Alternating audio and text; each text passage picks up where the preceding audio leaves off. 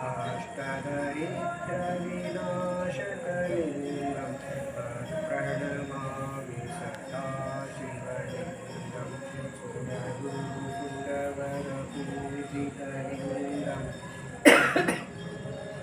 सुरवनपुसमार्चितलिङ्गं परात्परं परमात्मकलिङ्गं तत्प्रणमामि सदा शिवलिङ्गं ब्रह्ममुरारिसुरार्जितलिङ्गं निर्मलभासितशोभितलिङ्गं जन्मजदुःखविनाशकलिङ्गं तत्प्रणमामि सदा शिवलिङ्गं तत्प्रणमामि सदा शिवलिङ्गं तत्प्रणमामि सदा शिवलिङ्गं लिङ्गाष्टकमिदं पुण्यं यः पठे शिवसन्निधौ शिवलोकमवाप्नोति शिवेन सह मोदते।